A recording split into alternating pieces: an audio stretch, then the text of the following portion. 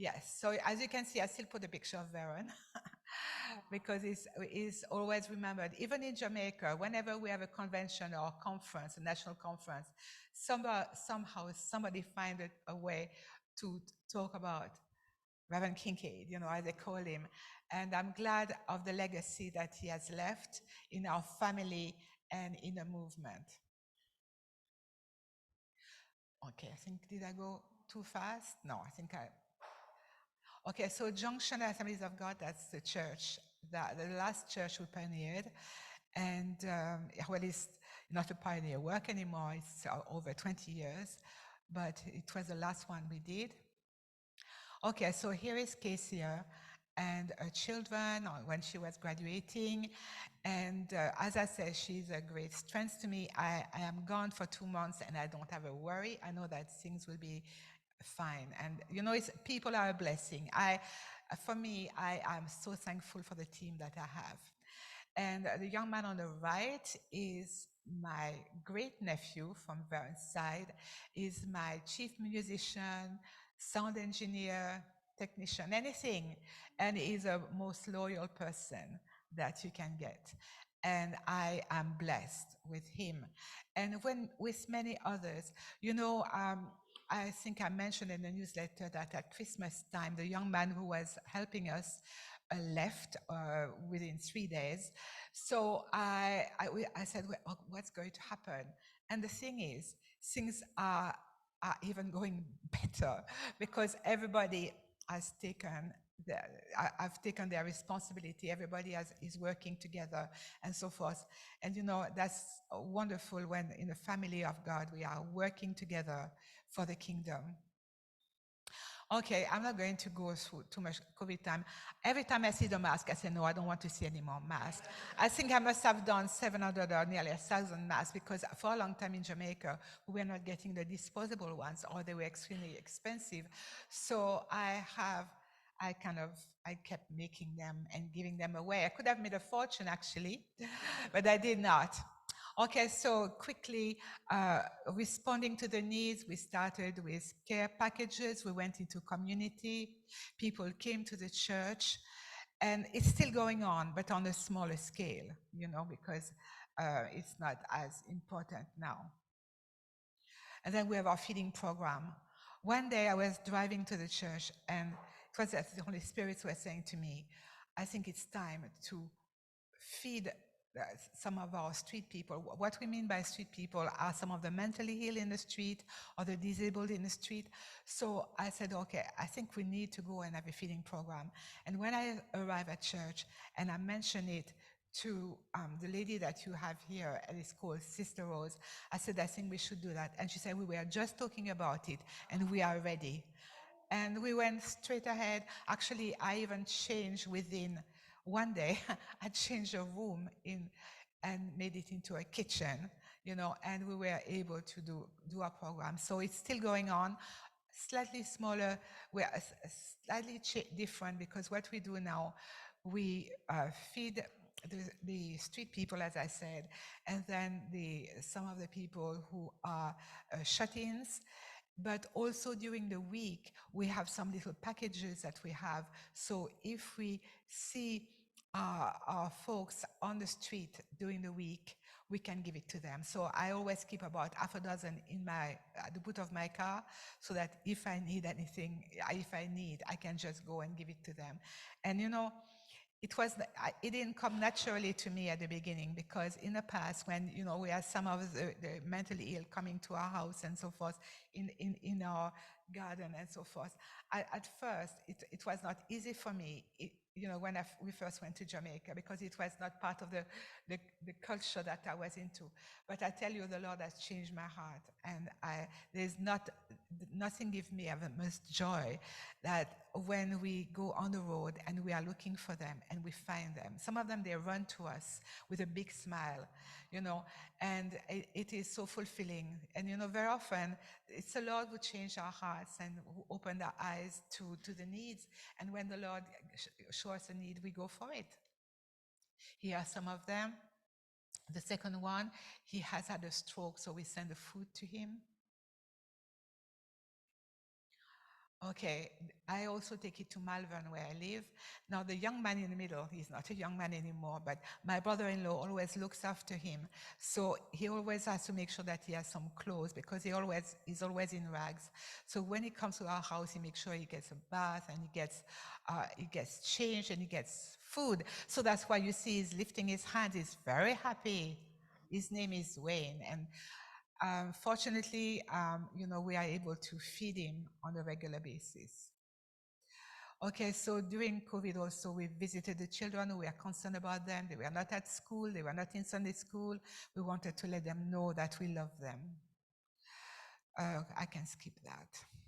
Um, I think you heard about the tablet outreach. Altogether, we gave about 70 tablets. So if you know the cost of a tablet, it's not cheap, And it started with one, with a little girl on the left. I went to a mother who is a member of our church, and I said, how is Kelly getting on? And she said, oh, it's difficult because I have my phone at work, and she is supposed to be using my phone to get to classes. So I said, okay, I'm going to get a tablet for you. And from that time on, I think I put it on Facebook. I never had to ask anyone for anything. People just responded, and as soon as there was a need, the tablets would come. And I tell you, it's the Lord. It is amazing.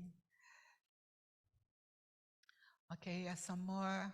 The boys on the side, they come from a family of 9, so they ended up having one tablet for 9, but it was better than nothing, because remember at that time, all of us, the children were out of school for nearly 2 years. So it was very, very difficult. Okay, so we did internet classes and classes at church. One of our ladies is a teacher, so we would have the children at church and teach them there. Oh, barrels. I have to talk about the barrels because I know that many of you have contributed and it is amazing. I tell you, when I receive the barrels, it's the highlight of the year because I have to unpack everything in 1 hour. I can't just leave it and say, I'll do it tomorrow. No, I've got tables and I take out everything and I get excited and say, look at those shoes. They are so good quality. And I think that's what is amazing, the quality of the things, because it's going to last. So it is blessing the children. You see the family in the center. A grandmother came with her 3 granddaughters and they all needed some help. So normally I don't give so much to one family, but the need was there, so I was able to give it. And the barrel it seemed to have it seemed to be bottomless. Whenever I need it, I find something. Also, we have our back to school program. And as you can see here, we were giving some things from the barrel and also dealing with the vouchers. Education in Jamaica is a way out of poverty. I always say it, and whatever we can do to allow the children to buy their school books, we do it one way or another. Okay, so we got also a barrel from Mansfield, which was great. Okay, I thought that the barrel was almost empty, and then somebody came and said that a lady had given birth to twins. They were 6 weeks old. She had just died of an asthma attack. Did we have any baby clothes? So we went into the barrel, and what did we find? We had not touched the baby clothes yet. So we were able to give it to the family, plus food and whatever we could find. So it's always so good to be able to respond to needs when they come. Okay, now my evangelism team now is a Sunday school. I should have put Sunday school rather said Sunday, because the director came and she said, well, you say director, it's a big title, but she's the one who leads it. And she said, I would like to take the children out once a month and to invite other children to come to Sunday school. So I said, fine. But what we are going to do, we are going to have a street meeting in the area the following day. So on the picture on the right, you see the children putting posters advertising the street meetings, because we had just started doing it again, and going into community and so forth. So a blessing. So some ministry to the children. Last Sunday, we were able to give them Bibles. That was great. Sometimes we have quite a lot of children. Actually, our Sunday school director is also a teacher. And you know, in Jamaica, we have more opportunities to share the gospel. So a lot of the children from the Sunday school are from a class and from a school. And yes, so that's where we know the needs. Okay, so one of the things that we are concerned in Jamaica are the children, because after COVID, even now, even now, there is a lot of anger. There is a lot of, I would say, chaos. Sometimes the children are ready to fight because for such a long time, you know, they were out of school and a lot of the children were left wild while their parents were working and so forth. So there is a major problem in the schools, and we realize that, and even some of our teens, we realize that because they were at home all the time and never got any opportunities to go out and so forth, some of them have become very socially affected, you know. And we said, okay, what we need to go and to start what we used to have, like the Royal Ranger and the Missionaries program. I said, because our focus now is on the children, because we find that since COVID, we have had a lot less people coming to church everywhere in Jamaica, you know, because some of the visitors, you know, they stay in the area because we could not transport them, but then also people are online, you know, but the thing is, we are not discouraged. We know that we are going to see a move of God, but the thing is, what we are focusing on now, we are focusing on the children, because you see, in Jamaica, we have a problem. You have very few men in church, and it's even worse now, you know. So and it's the case in Junction, although the other day my brother-in-law came, he said, but if you've got men in the church, well, I would like to a lot more men, but because you see, to have godly men who are going to be godly fathers, that's what is going to transform society, you know. And we have some of our boys from the Sunday school, we want them to be able to transition into the youth group and into the church. We want them to get saved and so forth. So our priority at the moment is to nurture them, you know. But praise God, the Sunday before I left, we took the husband of one of our women into fellowship. So that was great. And the good thing is a wonderful, he can do anything in the church. So he's a great help to me as well. So just pray. Every time we meet together for prayer and fasting at church, we pray for men. And just pray for men for Jamaica, please. Because, you know, when I think, you know, what about those? It's not just a question of having men in the church, but the thing is, we want them to be saved. We want them to be to be the heads of families and so forth. And you know, this is my heart desire, and we do whatever we can in that case. Okay, so street meetings, individual projects. We continue to help Bernadette and her disabled sons. I like recycling. So when I heard that they were pulling down the old building at the Bible College because they were building a conference center, I said, can I have some of the material, please? So I went and got the zinc and some planks and so forth, and it helped a gentleman to do a temporary shelter, you know.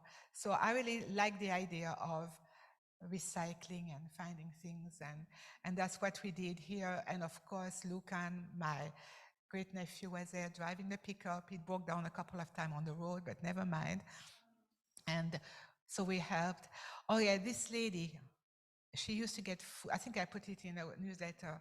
We just gave her, and I heard now that she has sold all her stock and she's bought another stock. So it is helping her. Assemblies of God Bible College. Margaret is my friend, the director. We've been friends for 43 years. She helped us to pioneer and so forth. Now the Bible College is online, you know. So it means that I don't have to travel an hour and a half to go to the college, but really it's a pity that we don't have the contact with the students, you know. But anyway, just as I was actually at the airport, I got a text from my friend and she said, oh, by the way, you are teaching Roman and Galatians in September. So I said, okay, thanks. Thank you for telling me, because the last time they told me 2 weeks before. So, you know. So we partner with the college as well because they do a feeding program and so forth. So we help out. I gave them tablets as well. You know, whatever I get, I don't just keep it for my junction or whatever. There are so many needs around, so we share it. And the more we share, the more the Lord provides. So please pray that we'll see a breakthrough. Right? I'm not going to tell you that all things are wonderful and the church is full and whatever. It's not so. But the thing is, we know we have a great God and we know we are going to see a breakthrough, and pray that many more people will be able to know Christ, especially men. I mean, I'm not discriminating, you know what I mean. And then also that the Bible College will continue to equip ministers. But the thing is, not just ministers, Christian workers. We will adjust. Sorry, I didn't even finish that properly. But you know, that's one of the good things also about being online, is that you have a lot more people who are able to do Bible college courses. So actually at church, I told my friend Margaret, please do a seminars for those who preach. She said no, they have to do the Bible college courses. So two of them just did principle of interpretation, and they are going to do also a course to preach. You know, I think we constantly need to revisit what we do and equip people, and that's what is going on.